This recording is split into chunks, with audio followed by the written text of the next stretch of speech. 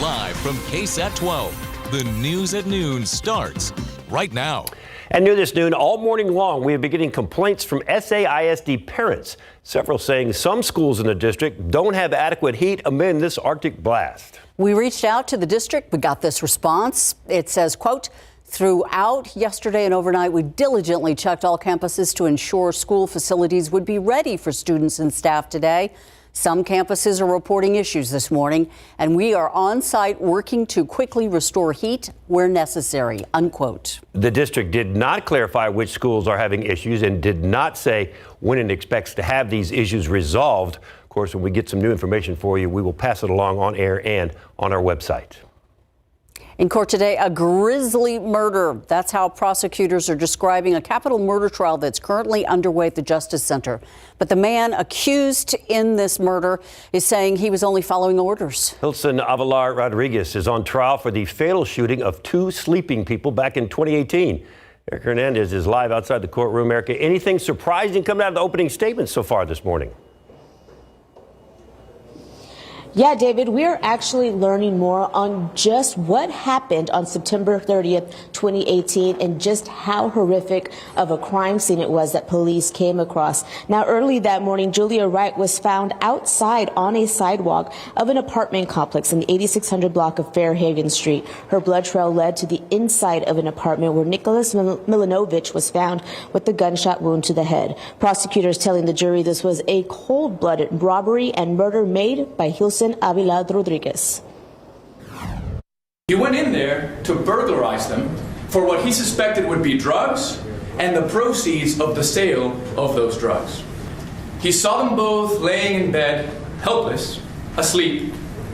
Bang, bang. Shot them both in the head with a 9mm firearm. Now, the defense saying Milanovich and Wright were selling drugs and Avila Rodriguez had to commit this crime because he was in fear of his life. He allegedly told detectives a woman he was dating was a drug kingpin and ordered him to do it or he would be killed.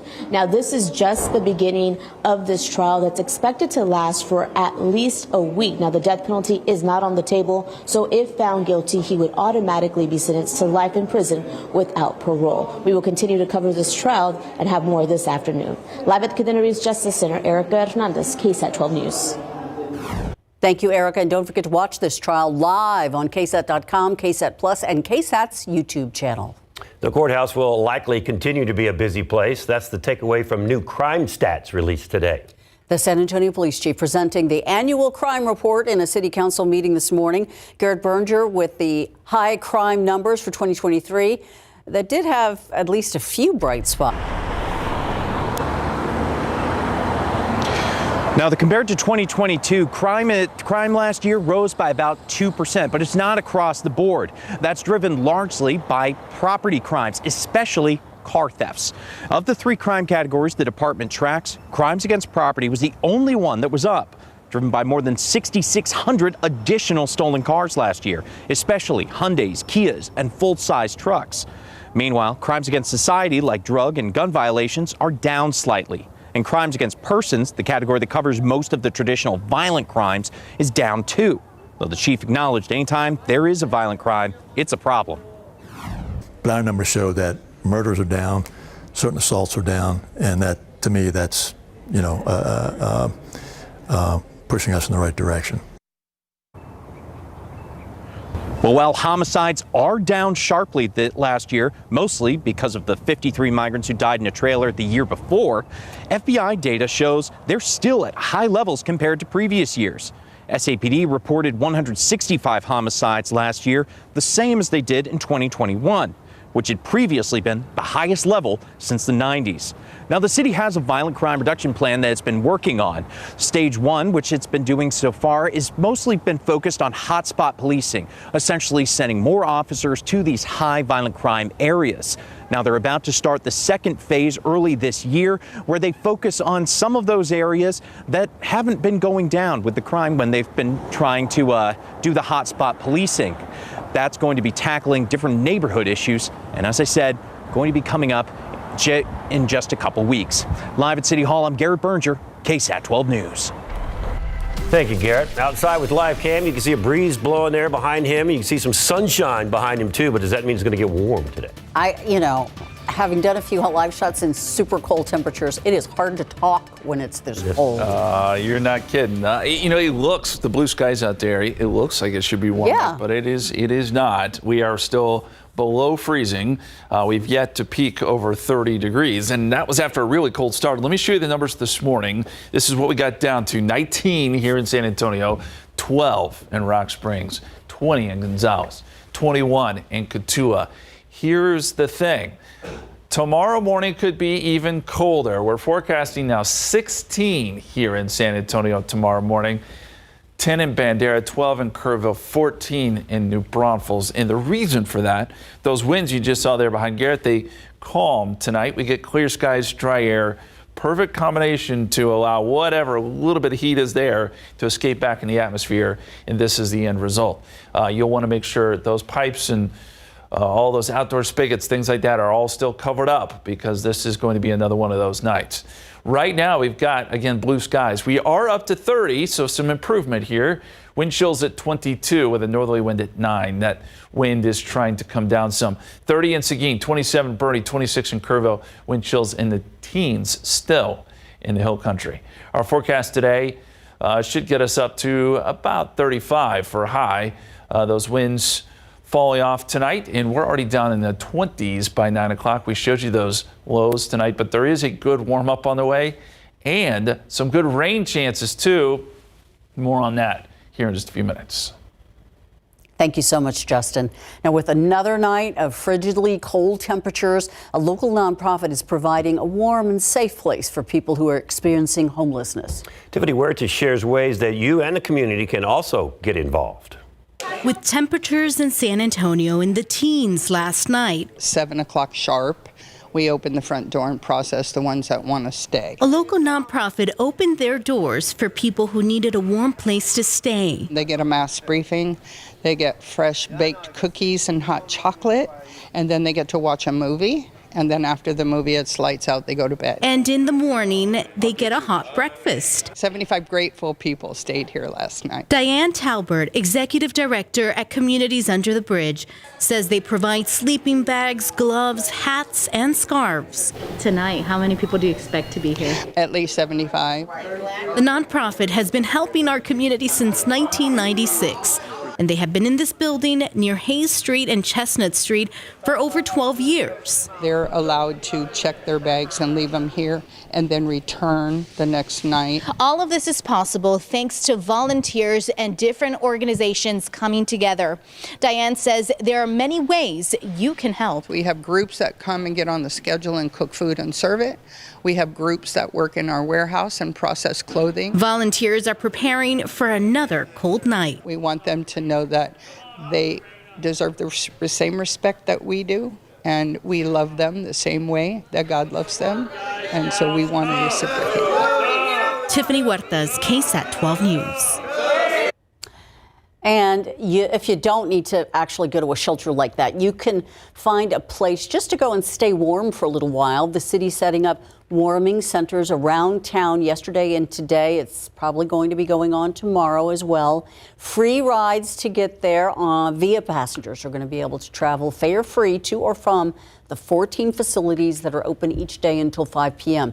The city also has some resilience hubs open. Those offer some basic supplies as well as warmth and shelter from the cold. On top of that, Bexar County has overnight warming centers. You can see a full list of all of those locations on KSAT.com. Just scan the QR code on your screen. You can also call 311 and find out. And because of the cold, we've been keeping an eye on potential school delays and closures. So far, we have heard from Goliad ISD. It's going to be on a 2-hour delay tomorrow, and that means school starts at 10 a.m. in the morning. The district says staff should be there by 9:30. And several districts canceled classes today. You can find a full list by scanning this QR code, or you can go to KSAT.com. The U.S. Department of Justice making a major move in Uvalde this week. It is expected to finally release its critical incident report of the shooting at Robb Elementary. That's according to Uvalde CISD Superintendent Ashley Colas. She told the district school board last night, this is a picture from that meeting, that she was notified the report was coming out on Thursday. The report comes more than 18 months after the shooting on May 24th, 2022. Days following the shooting, the Justice Department promised it would review the law enforcement response. At that time, the DOJ said its goal was to, quote, provide an independent account of law enforcement actions and responses that day and to identify lessons learned and best practices to help first responders prepare for and respond to active shooter events, end quote. Hey, the Spurs clawed by the Hawks to start their 5-game road trip yesterday afternoon. It was kind of ugly. Ooh. A fire in a storage unit today not only damaged the property, but left a man with burns, while crews were able to spring into action quickly.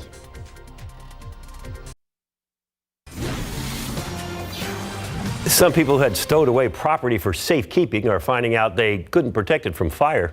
Flames and smoke broke out inside one unit at a local storage facility, and it spread to others. Katrina Weber shows us the fire also left a man with burns. It was quick and close work for these firefighters when flames and smoke broke out inside a storage facility on Texas Palm Drive. At least some of them were right across the street in this Northeast Bexar County fire station. In fact, one of them had noticed it shortly after 7 this morning. The chief says it appears the fire started in one storage unit, then sent mostly smoke into 4 others.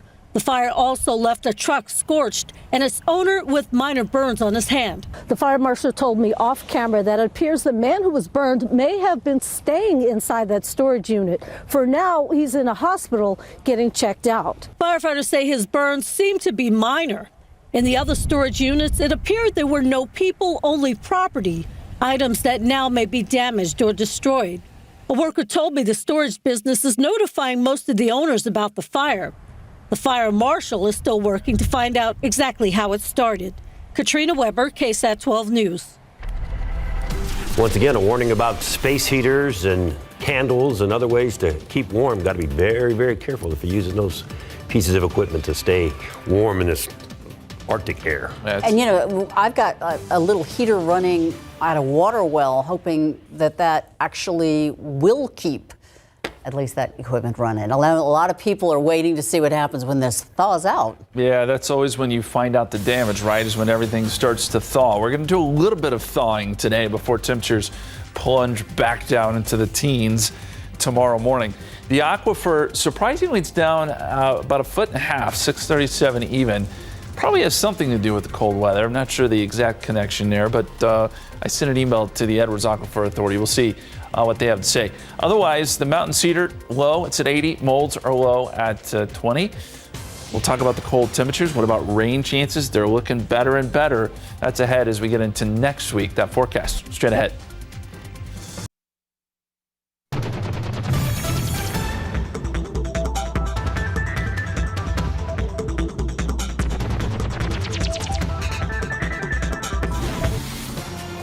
I know the wind's died down, but even now, you like walk around the corner or something outside, and the wind just like smacks you right and like takes your breath away. It really is a tough day.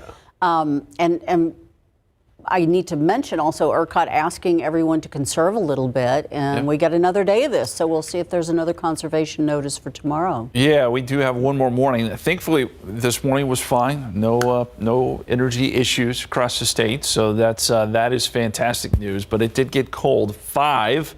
That was the wind chill this morning. Our coldest wind chill we've seen so far this season. We can compare it to what we saw this summer. You remember this? June 20th. Felt like 116. So we're talking about a difference of 111 degrees between those feels like numbers over, it's a 210-day span, but it just goes to show you we have seen some extremes so far over the last 8 months or so. It's been quite the stretch. And this is cold, but we are expecting some colder weather. Well, maybe not wind chills like that, but we are expecting colder temperatures as we get into tomorrow morning. The winds will die down, so you probably won't see wind chills that bitterly cold tomorrow. Right now, we've got blue skies and 30 degrees at the airport, so starting to warm up some. Wind chills still at 22, though. We still got wind chills in the teens in places like Bernie and Kerrville, where we're still in the 20s. I do think we rise above freezing today for at least a little while, and the sun always helps to thaw things out. But by tonight, once the sun goes down, we're going to do this all over again.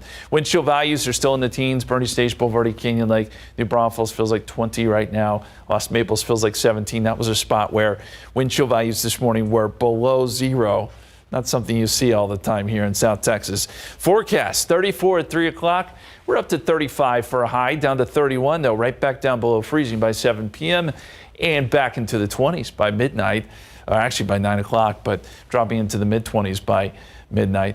Those winds, yeah, they're no fun. They've been really gusty this morning, but they are starting to come down a little bit, and I think by dinner time, those really start to lighten up, and we'll lose the wind chill factor. But the forecast low temperatures, I talked a little bit about this off the top of the show, because we have light winds and because we have clear skies and dry air.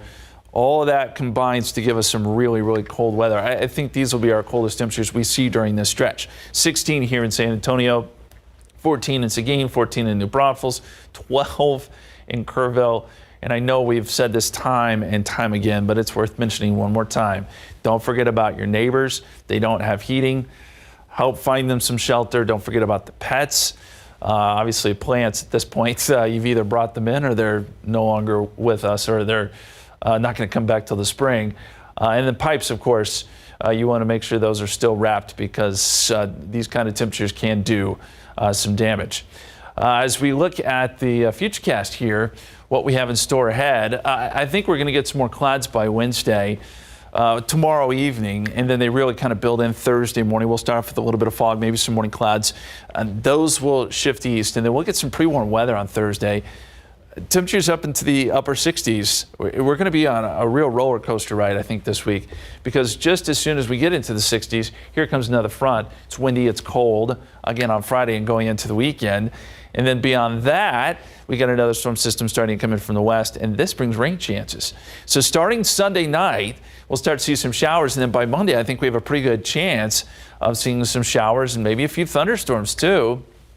So a little bit of everything in this 7-day forecast, which, the winter often brings to us.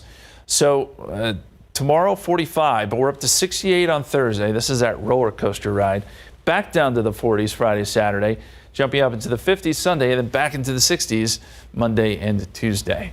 So, just have jackets with you at all times, because it'll be a lot of back and forth here. I do need to mention that Saturday morning, we could drop back down below freezing, 25.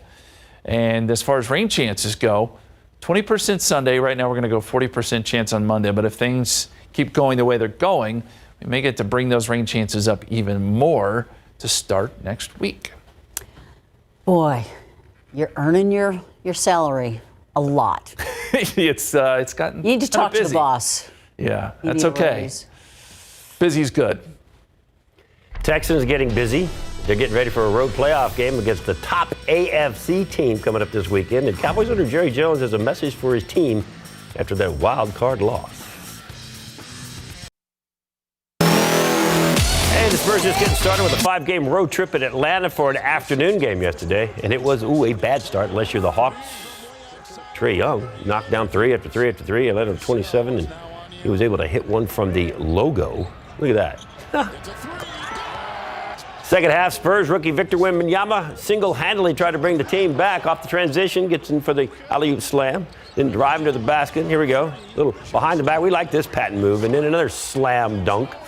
Spurs managed to get within 6 points of the Hawks. He had 26, 9 slams, but the early hole was too big to climb out of. Spurs dropped the first on the road trip, 109-99. Now, because of that slow start, Greg Popovich had to shake things up. Here's what Wemby had to say about all that. We had probably the worst first half we've had so far, and this is also why he changed the starting lineup in the second half. He wanted to put players he could trust to give 100% on the court, and to kind of show us also the regular starters, how we should have been, starting the game. Yeah, Wemby and Devin Vassell, a couple of guys didn't start the second half, but they did play. Of course, Wemby contributed a lot, but not enough. Spurs next face the Celtics coming up tomorrow night at 6:30. Football coverage brought to you by Davis Law Firm. Oh, it's cold here, but we don't have them this mess like they got up there. Snow, mountains, football, all in one spot. The Highmark Stadium, Buffalo Bills host Pittsburgh Steelers, AFC wild card. It was so much worse Sunday that moved the game to yesterday. Bills strike first. That was Josh Allen. Dawson Knox in zone, 9-yard touchdown, the early lead. Fans are jacked up, tossing that snow around. Allen does what he does best, escaping, and then, oh, can he get away with that? Did you see that? He faked the slide and took off. They're going to have to do something that in the offseason. You can't be doing that. Can't do that in college anymore.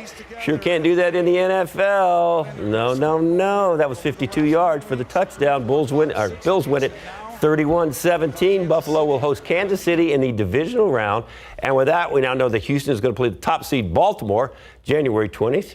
You can see that. And the Buccaneers will play the Lions.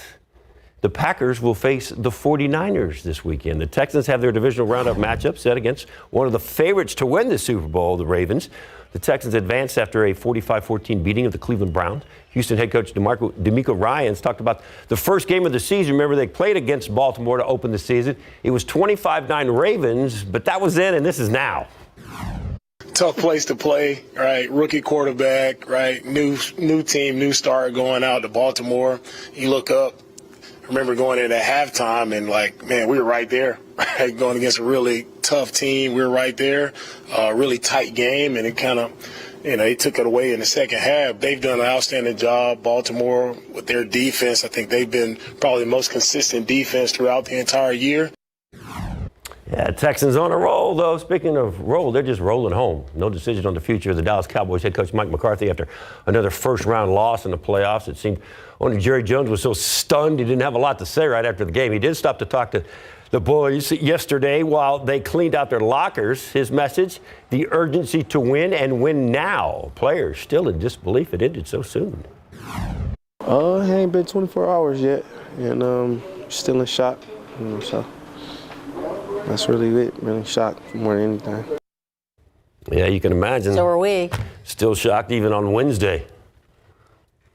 I still don't understand that. You can't fake a slide and then run? Well, you can't. I guess you can in the NFL. You should have got called for that because you can't do that anymore in college because if you fake a slide, then the defense pulls up and doesn't want to hit you because if they do hit you, they'll get a penalty. So no more faking slides, at least in college. But apparently that rule is not enforced or even around in the NFL because you saw him, he looked like he was going to go down. And then because one Steeler got called later on in the game for hitting him because he did slide and he hit him and he got called. So they got to fix that. They got to do something with that. That's not right. Can't do that. Thanks for the clarification. No problem. As people get a late start to the week after the holiday, you might be starting up a car after a couple of days in the frigid temperatures. It could do a number on your vehicle if you don't keep an eye on it. Still ahead, what to know about the effects cold weather has on your car and what you can do to keep it firing on all cylinders.